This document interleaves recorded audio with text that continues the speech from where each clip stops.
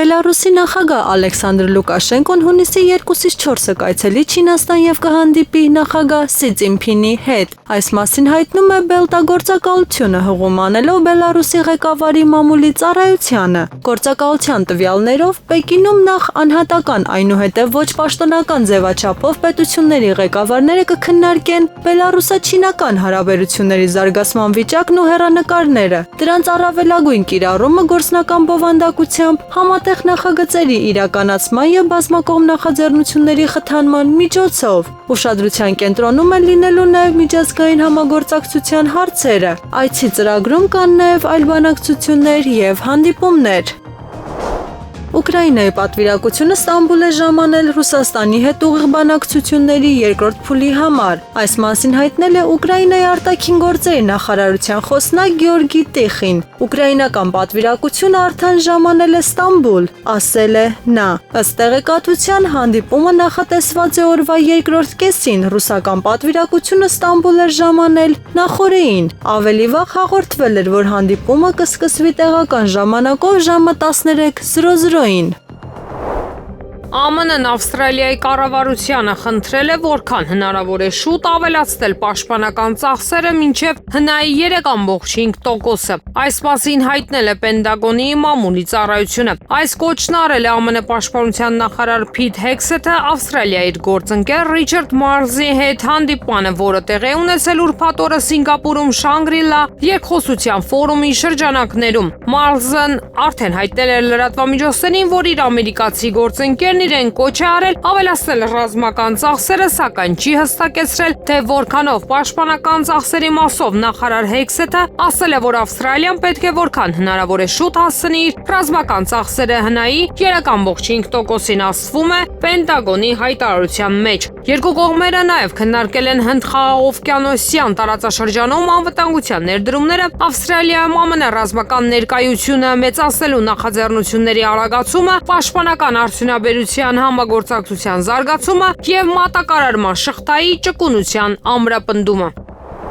Թուրքիայի արտգործնախարար Հական Ֆիդանը ծրագրում է միանալ Ռուսաստանի եւ Ուկրաինայի միջև Ստամբուլի Չիրագան պալատում կայանալիք բանակցություններին։ ՌԻԱ Նովոստին հայտնել է թուրքական դիվանագիտական աղբյուրը։ Ավելի վաղ ՌԻԱ Նովոստին Թուրքիայի արտաքին գործերի նախարարության աղբյուրը հայտնել էր, որ երկուշաբթի օրը Մոսկվայի ժամանակով ժամը 13:00-ին Ստամբուլի Չիրագան պալատում նախատեսվում է Ռուսաստանի եւ Ուկրաինայի պատվիրակությունների հանդիպումը։ Նա նախատեսում է միանալ, ասել է գործակալության աղբյուրը, պատասխանելով Ստամբուլի բանակցություններին Ֆիդանի մասնակցության հավանականության մասին։ Հարցին Ստամբուլ ժամանած ռուսական պատվիրակության կազմում են պատվիրակության ղեկավար Ռուսաստանի Դաշնության նախագահի օգնական Վլադիմիր Մեդինսկին, Ռուսաստանի Դաշնության արտաքին գործերի փոխնախարար Միխայել Գալուզինը, Ռուսաստանի Դաշնության զուգգլխավոր շտաբի գլխավոր հետախուզական վարչության պետ Իգոր Կոստյուկովը եւ պաշտպանության փոխնախարար Ալեքսանդր Ֆոմինը։ Ռուսաստանի Դաշնության արտաքին գործերի նախարար Սերգեյ Լավրովն ավելի վաղ հայտարարել էր, որ ռուսական պատվիրակությունը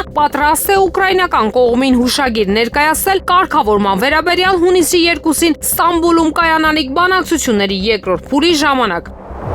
Սպիտակ տունը հրամայել է դադարեցնել Իրանի դեմ նոր պատժամիջոցների կիրառումը։ Այս մասին կիրակի օրը գրել է The Wall Street Journal-ը, հղում անելով իր աղբյուրներին։ Նրանց տեղեկությունների համաձայն անցյալ շաբաթ Սպիտակ տան մամուլի քարտուղար Քերոլայն Լիվիտը հրահանգ է ուղարկել պետդեպարտամենտին, ֆինանսների նախարարությանը եւ ազգային անվտանգության խորհրդին, որով պահանջել է դադարեցնել Իրանի նկատմամբ նոր պատժամիջոցներ կիրառելու բոլոր գործունեությունը։ Արդյունքում ԱՄՆ նախագահ Դոնալդ Թրամփի Իսլամական Հանրապետության վրա առավելագույն ճնշում գործադրելու արշավը փաստացի կանգ է առել։ Լիվիտի տեղակալ Աննա Քելին հրատարակության համար տված իր մեկնաբանության մեջ ուղղակիորեն չի երկել այս տեղեկատվությունը, սակայն նշել է, որ պատժամիջոցների հարցի վերաբերյալ ցանկացած նոր որոշում կհայտարարվի կամ Սպիտակ տան կամ համապատասխան գերատեսչությունների կողմից։ Վերջին անգամ Վաշինգտոնը Թեհրանի դեմ սահմանափակումներ է կիրառել մայիսի 21-ին եւ այդ ժամանակից ի վեր ֆինանսների նախարարությունը նոր պատժամիջոցների մասին հայտարարությունն առնվազն 2 անգամ հետաձգել է, նշում է թերթը։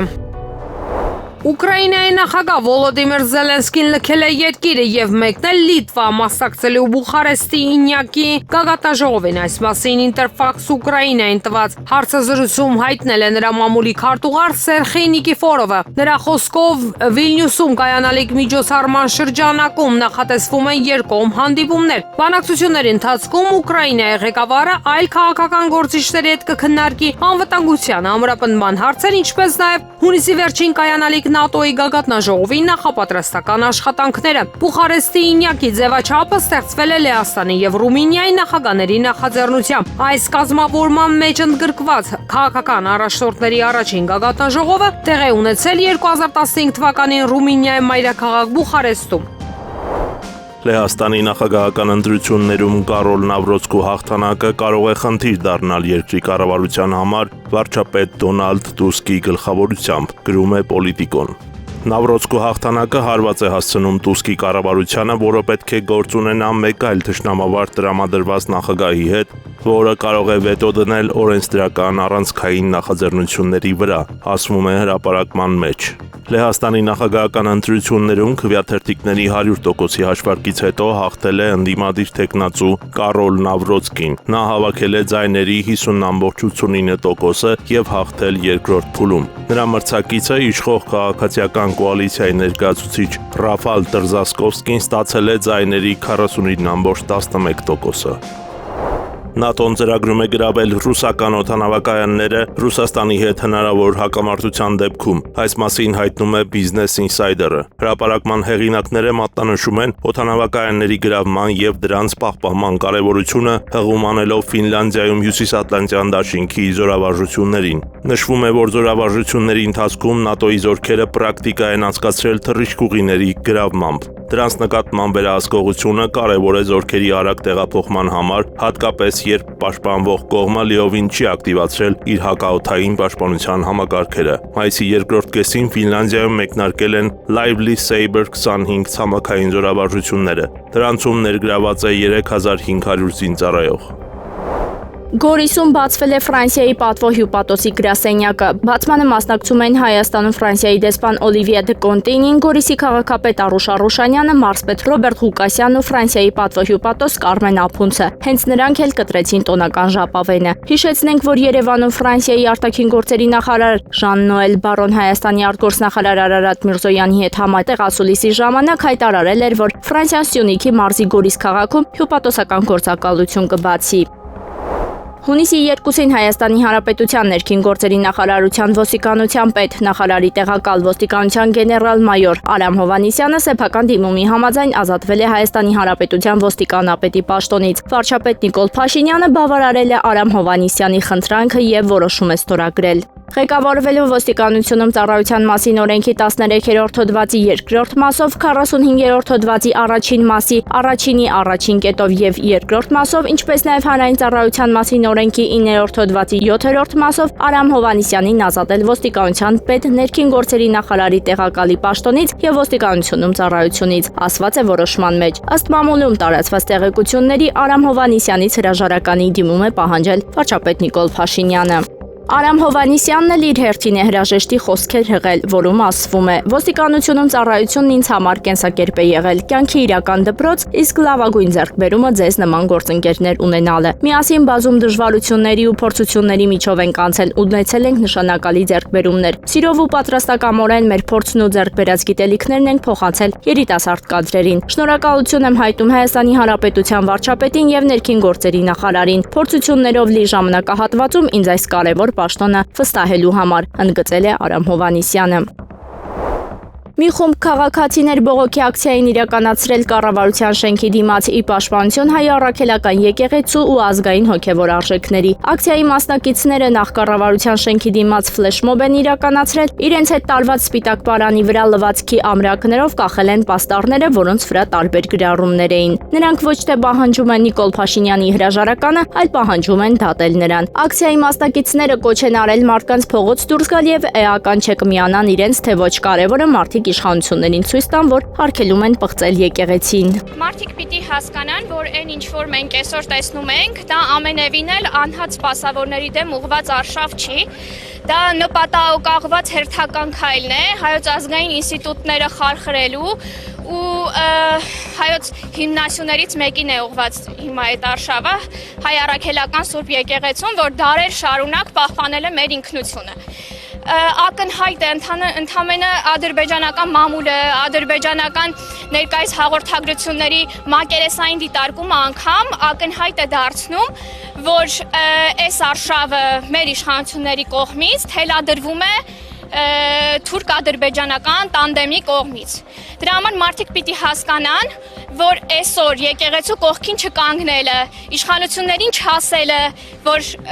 առհասարակ այլևս չենք հանդուրժելու նման վարքագիծ, չենք հանդուրժելու եւ գործով ցույց տալու, որ չենք հանդուրժելու իրենց այս լկտի պահվածքը,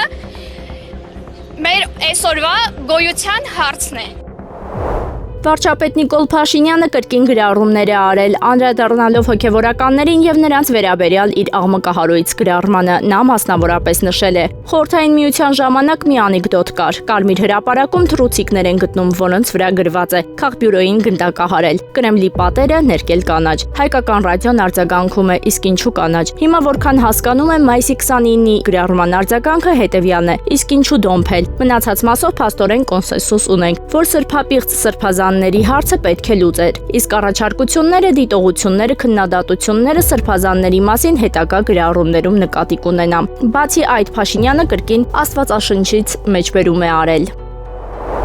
ԱՄՆ էներգետիկայի դեպարտամենտի միջազգային միջուկային քաղաքականության եւ համագործակցության հարցերով փոխքարտուղարի տեղակալ Ալեշիա Դունկանի գլխավորած պատվիրակությունն այցելել է Ծիծառնակաբերդի հուշահամալիր։ Նա հիշատակի տուրք է մատուցել եւ անմար կրակի մոտ ծաղիկներ դրել։ Ուկրաինայի նախագահ Վոլոդիմիր Զելենսկին հաստատել է հունիսի 2-ին ուկրաինական եւ ռուսական պատվիրակությունների միջև բանակցությունների մասին տեղեկությունը։ Ուկրաինական պատվիրակությունը կգլխավորի պաշտպանության նախարար Ռուստեմ Ումերովը։ Որոշակիացրել եմ դիրքորոշումները երկուշաբթի օրը Ստամբուլում կայանալիք հանդիպումից առաջ։ Առաջինը լիակատար եւ անվերապահ հրադադար, երկրորդ գերիների ազատ արձակում, երրորդ առևանգված երեխաների վերադարձ եւ հուսալի ու երկարատև խաղաղություն հաստատելու եւ անվտանգությունը երաշխավորելու համար նախապատրաստել հանդիպում ամենաբարձր մակարդակով։ Միայն առաջնորդները կարող են լուծել հիմնական հարցերը, գրել է Ուկրաինայի նախագահը։ Թուրքիայի պետական թիարթի հեռուստալիքը պնդում է, որ Ուկրաինայի վերաբերյալ բանակցությունների նոր փուլը կարող է տեղի ունենալ հունիսի 2-ին Ստամբուլի Չիրագան պալատում։ Ռուսաստանի եւ Ուկրաինայի միջև շփումների վերջին փուլը տեղի է ունեցել մայիսի 16-ին Բոսֆորի ափին գտնվող Դոլմաբահչեի նախագահական նստավայրում։ Թուրքիայի Բինգյոլ նահանգում 2 երկրաշարժ է գրանցվել։ Թուրքիայի ներքին գործերի նախարարության արտակարգ իրավիճակների կառավարման գործակալության համաձայն 4.4 մագնիտուդ ուժգնությամբ առաջին երկրաշարժի էպիկենտրոնը գտնվել է Կիգի շրջանից 1.57 կիլոմետր հեռավորության վրա։ Երկրաշարժի օջախը գտնվել է 7 կիլոմետր խորության վրա։ Երկրորդ երկրաշարժի ուժգնությունը կազմել է 3.6 մագնիտուդ։ Ստորգետնյա ցնցումների էպիկենտրոնը գտնվել է Կիգի շրջանում։ Երկրաշարժի օջախը գտնվել է 11.13 կիլոմետր խորության վրա։ Նախնական տվյալներով երկրաշարժի հետևանքով ավերածությունների եւ տուժածների մասին տեղեկություններ չկան։ Թուրքիայի նախագահ Ռեջեփ Թայիպ Էրդողանը իր բուլղարացի գործընկեր Ռումեն Ռադևի հետ հեռախոսազրույցի ժամանակ հայտարարել է. Թուրքիան աշխատում է Ստամբուլում Ռուսաստանի եւ Ուկրաինայի միջև հանդիպում իրականացնելու ուղղությամբ։ Ուկրաինայի եւ Ռուսաստանի միջև պատերազմը դադարեցնելու ջանքերը շարունակվում են։ Թուրքիան աշխատում է կողմերին Ստամբուլում միավորելու ուղղությամբ տարածաշրջանում խաղաղություն ապահովելու համար, ասել է թուրք առաջնորդը։ Ինչպես նշվում է հաղորդագրության մեջ, զրույցի ընթացքում Էրդողանը եւ Ռադևը քննարկել են Թուրքիայի եւ Բուլղարիայի երկկողմ հարաբերությունները, տարածաշրջանային եւ համաշխարհային հարցեր։ Ֆուտբոլի երկրպագուներ վնասվածքներ են ստացել Ֆրանսիայի Գրենբոլ քաղաքում 2024-2025 թվականների UEFA-ի Չեմպիոնների լիգայում Paris Saint-Germain-ի հաղթանակի տոնակատարության ժամանակ։ Այն բանից հետո, երբ փարիզյան թիմը հաղթել է Ինտերին 5-0 հաշվով, երկրպագուները դուրս են եկել փողոցներ տոնելու, սակայն տոնակատարությունը խաթարվել է միջադեպի պատճառով։ Աղբյուրի փոխանցմամբ BMW-ի վարորդը մխրճվել է ամբոխի մեջ։ Միջադեպի հետևանքով վիրավորվել են նույն ընտանիքի 4 անդամներ՝ 17, 23 եւ 46 տարեկան, որոնցից 2-ը գտնվում են ծանր վիճակում։ Նշվում է, որ վարորդը դա արել է պատահաբար, որից հետո հանձնվել է ոստիկանությանը եւ ձերբակալվել։ Բրյանսկի մարզի Վիգոնիչսկի շրջանում այս գիշեր կամրջի փլուզում է տեղի ունեցել, ինչի հետևանքով 7 մարդ մահացել է։ Այս պահի դրությամբ տուժածների թիվը հասել է 69-ի, այդ թվում 3 երեխա, 3 տուժածի վիճակը ծայրահեղ ծանր է, այդ թվում մի երեխա հայտնել է նահանգապետ Ալեքսանդր Բոգոմազը։ Կլիմով Մոսկվա թիվ 86 ուղևորատար գնացքը դուրս է եկել գծերից Մոսկվայի ժամանակով 22:44-ին։ Արտակարգ դեպքը տեղի ունեցել տրանսպորտի գործունեությանը անօրինական միջամտության պատճառով։ Գիշերը Կուրսկի մարզում կամուրջ է փլուզվել բեռնատար գնացքի ընթացքի ժամանակ, հայտնել է Կուրսկի մարզի նահանգապետի պաշտոնակատար Ալեքսանդր Խինշտեյնը։ Այսօր երեկոյան Ժելեզնոգորսկի շրջանի Տրոսնա-Կալինովկա մայրուղու 48-րդ կիլոմետրում կամուրջ է փլուզվել բեռնատար գնացքի շարժման ժամանակ։ Գնացքի մի մասը ընկել է կամրջի տակ գտնվող ճանապարհի վրա։ Գնացքը բռնկվել է, արտակարգ իրավիճակների նախարարությունը արագորեն տեղայնացրել է այն, մնացած գնացները գտնվում են երկաթուղային կայարանում։ Գրել է նահանգապետի պաշտոնակատարը, նա մանրամասնել է, որ կամրջի տակ գտնվող ճանապարհը փակ է եւ երթևեկությունը կազմակերպված է շրջանցիկ ճանապարհով։ Կամրջի փլուզման պատճառը կպարզվի, բոլոր արտակարգ ծառայությունները աշխատում են տեղում, ես հետևում եմ իրավիճակին, հավելել է Խինշտեյնը։ Կամրջի փլուզման պատճառը կպարզվի, բոլոր արտակարգ ծառայությունները աշխատում են տեղում, ես հետևում եմ իրավիճակին, հավելել է Խինշտեյնը։ Ֆրանսիայի նախագահ Էմանուել Մակրոնը արձագանքել է ֆրանսիական Paris Saint-Germain-ի հաղթանակին 2024-ից 25 թվականների Չեմպիոնների լիգայում քաղաքական գործիչը շնորհավորել է Paris Saint-Germain-ին եւ ասել, որ ֆրանսիացիները հպարտանում են թիմով փառահեղ օր Paris Saint-Germain-ի համար։ Փարիզն այսօր երեկոյան Եվրոպայի մայրաքաղաքն է, գրել է Մակրոնը։ Մայիսի 31-ին Paris Saint-Germain-ն դարձավ Չեմպիոնների լիգայի հաղթող Մյունխենի Allianz Arena մարզադաշտում կայացած վճռորոշ խաղում թիմը 5-0 հաշվով հաղթեց իտալական Ինտերին։ Հունիսի 2-ը, 3-ը եւ 4-ը Ռուսաստանի Դաշնության Բրյանսկի մարզում տեղի ունեցած ողբերգության կապակցությամբ հայտարարվել են սգո օրեր, հայտնել է նահանգապետ Ալեքսանդր Բոգոմազը։ Վերջին տվյալներով զոհվել է 7 մարդ, տուժել է 71-ը, հիվանդանոցներում մնում է նրանցից 44-ը։ Ուկրաինան աննախադեպ ծավալի անօդաչու թռչող սարքերի հարվածներ է հասցրել Ռուսաստանի խորքում թիրախավորելով տասնյակ ռազմավարական ռմբակոծիչներ մի քանի բազաներում։ Լայնածավալ հարձակումը տեղի ունեցավ անմիջապես այն բանից առաջ, երբ Ուկրաինայի նախագահ Վոլոդիմիր Զելենսկին հայտարարեց, որ պատվիրակություն է ուղարկում պաշտպանության նախարար Ռուստեմ Ումերովի գլխավորությամբ երկուշաբթի օրը Ստամբուլում Ռուսաստանի հետ հրադադարի բանակցությունների համար։ Գրում է Axios-ը, Բերականը հղում անելով իր աղբյուրներին նշում է, որ Ուկրաինան նախապես տեղեկացրել է Թրամփի վարչակազմին հարձակման մասին։ Ուկրաինացի պաշտոնյան Axios-ին ասել էր, որ գործողությունն իրականացվել է երկրի անվտանգության ծառայության կողմից եւ ծրագրված է եղել ավելի քան 1 տարի։ Պաշտոնյան ասել է, որ հետախուզության աշխատակիցները հարձակման անօդաչու սարքեր են գործարկել բեռնատարներից, որոնք գաղտնի տեղադրված են եղել ռուսական ավիաբազաների մոտ, որոնցից մեկը Սիբիրում է Ուկրաինայից հազարավոր կիլոմետրեր հեռու։ Հաղորդվում է, որ գրոհի ժամանակ խոցվել է մոտ 40 ռուսական ռազմական ինքնաթիռ, այդ թվում ռազմավարական ռմբակոծիչներ։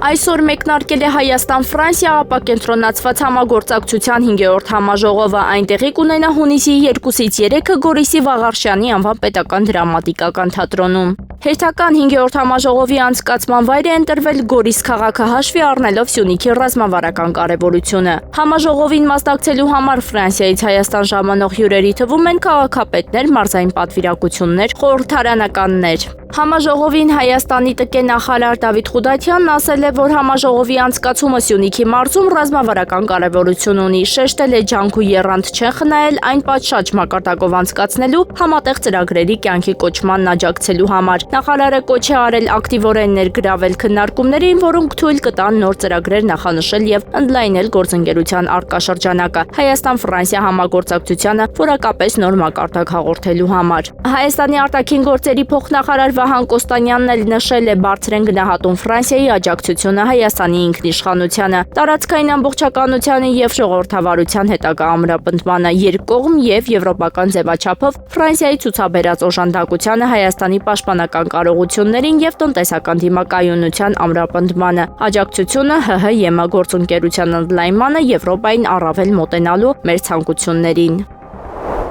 Հունիսի 1-ին Հայաստանի Հանրապետության վարչապետ Նիկոլ Փաշինյանը տոնել է ծննդյան տարեդարձը, նա դարձավ 50 տարեկան։ Ըստ տեղեկությունների մինչև գիշեր ողջ իշխանական վերնախավը Սևանի թերակղզու կառավարական առանձնատանը նշել է Նիկոլ Փաշինյանի ծնունդը։ Նշենք, որ Փաշինյանին շնորհավորել են Ռուսաստանի նախագահն ու վարչապետը։ Փաշինյան-Պուտին հեռախոսազրույցի ընթացքում շնորհավորանքներից բացի քննարկվել են նաև երկկողմ հարաբերություններին եւ տարածաշրջանային զարգացումներին վերաբերող հարցեր։ Ապուրինի ԱՄՆ մուտք գործելը լիե վտանգներով, այս մասին զգուշացրել է Հայաստանում ԱՄՆ դեսպանատունը։ Այն կարող է հանգեցնել կալանավորման, արտաքսման եւ վիզա ստանալու արգելքների, ասված է հաղորդագրության մեջ։ Ուկրաինայի առաջնորդ Վոլոդիմիր Զելենսկին շատ համառ է, այս մասին հայտարարել է ԱՄՆ նախագահ Դոնալդ Թրամփը լրագրողների հետ հանդիպման ժամանակ, հաղորդում է ՌԻԱ Նովոստին։ Երբ լրագրողը Սպիտակ տան ղեկավարին հարց է տվել Ուկրաինայում հակամարտության կարգավորման մասին, նա օգտագործել է «Դուք եւ ձեր թիմը պետք է աշխատեք շատ համառ Ռուսաստանի նախագահ Վլադիմիր Պուտինի հետ» ձևակերպումը։ Ի պատասխան Թրամփը հակադարձել է. Զելենսկին նույնպես շատ համառ է, ընդգծել է նա։ Թրամփը հավելել է, որ ինքը շատ լավ է ճանաչում Պուտինին եւ շատ բանի միջով է անցել նրա հետ։ Գերմանիան վախենում է կորցնել իր ոսկու պաշարները, որոնք պահվում են Միացյալ Նահանգների պաունցներում։ ԱՄՆ նախագահ Դոնալդ Թրամփի քաղաքականության պատճառով, այս մասին հաղորդում է Reuters լրատվական գործակալությունը, հղում անելով եվրոպացի քաղաքական գործիչներին։ Հստակեցվում է, որ Գերմանիայի իշխանությունները մտահոգված են Թրամփի կողմից ԱՄՆ դաշնային պաուստային համակարգի վրա հարձակումներից։ Ներկայումս Միացյալ Նահանգներում պահվում է մոտ 1250 տոննա գերմանական ոսկի։ Թրամփը անկախատեսելի է եւ չի կարելի բացառել, որ մի օր նա կմտածի արտասահմանյան ոսկու պաշարների կառավարման վերաբերյալ նոր գաղափարների ուղղությամբ, ասել է գերմանացի եվրապատգամավոր Մարկուս Ֆերբերը։ Նա հավելել է, որ ԱՄՆ-ն դադարել է լինել հուսալի գործընկեր Գերմանիայի եւ Եվրոպայի համար։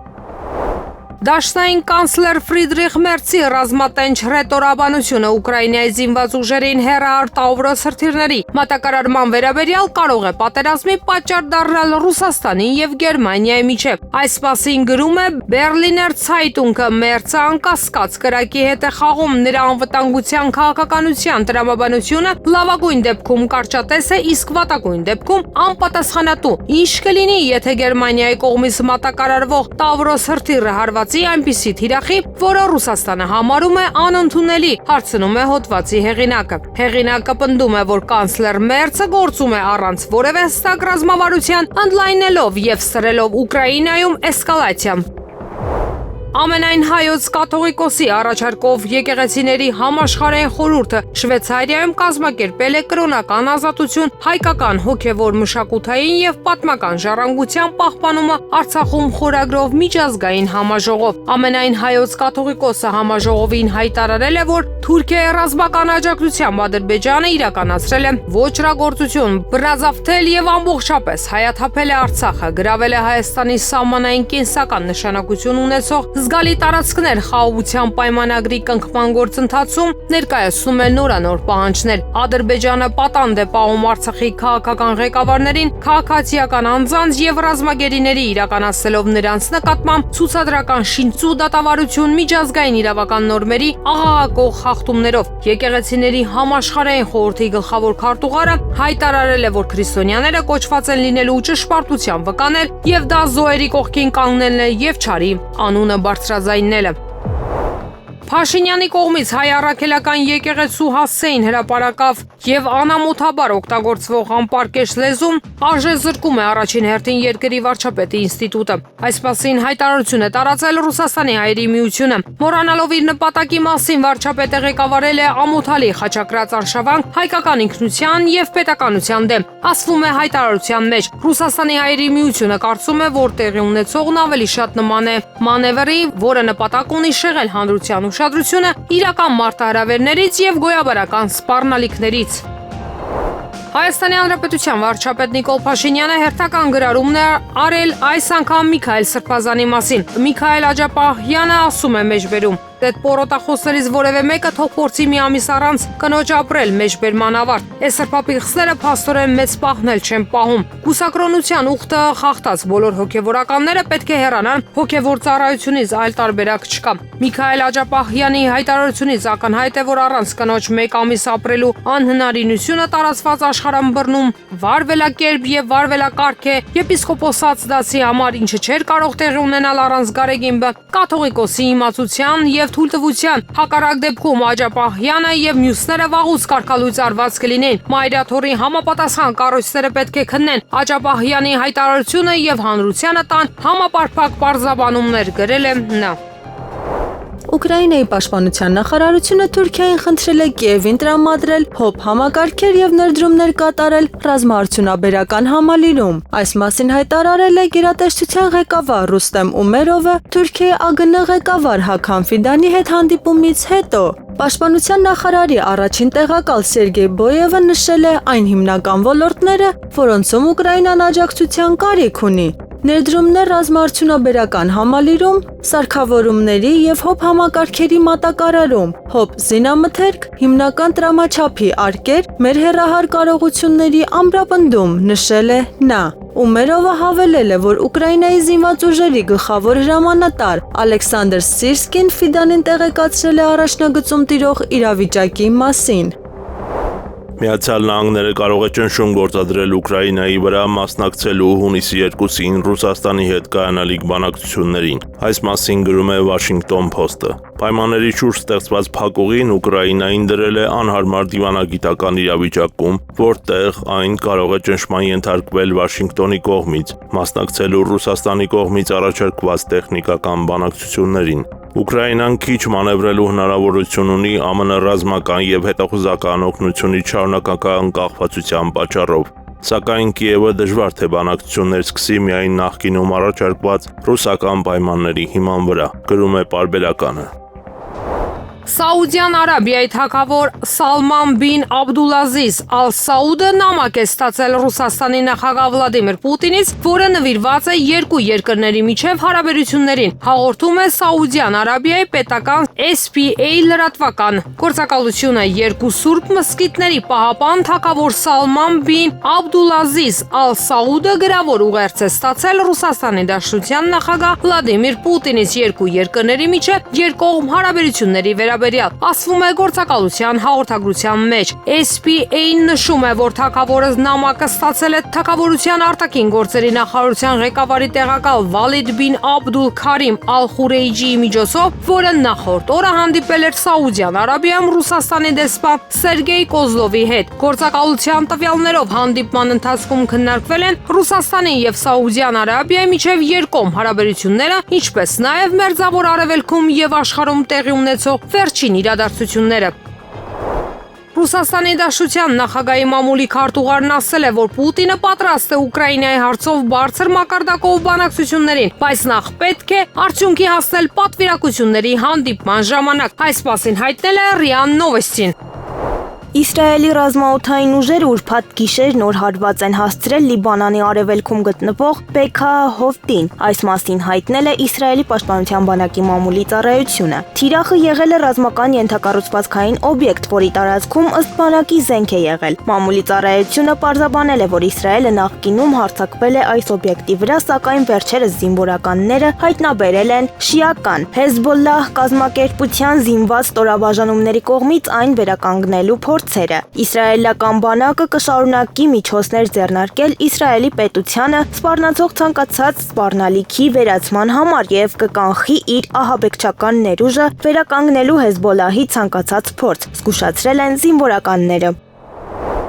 Եղանակը առաջիկա օրերին։ Հանրապետության տարածքում հունիսի 2-ի, 5-ի եւ 6-ի գիշերը սպասվում է առանց տեղումների եղանակ։ Հունիսի 2-ին եւ 5-ից 6-ը կեսօրից հետո առանձին շրջաններում, հունիսի 3-ից 4-ը գիշերը եւ կեսօրից հետո շրջանների մեծ մասում սպասվում է կարճատև անձրև եւ ամպրոպ։ Հնարավոր է նաեւ կարկուտ։ Հունիսի 3-ից 4-ն առանձին հատվածներում անձրևները կլինեն հորդեռատ։ Երևան քաղաքում հունիսի 2-ին 5-ի եւ 6-ի գիշերը սպասվում է առանց ստեղումների եղանակ։ Հունիսի 3-ից 4-ը գիշերը եւ կեսօրից հետո 5-ի եւ 6-ի ցերեկը սպասվում է կարճատև անձրև եւ ամպրոպ։ Ամպրոպի ժամանակ քամուշ գնացում։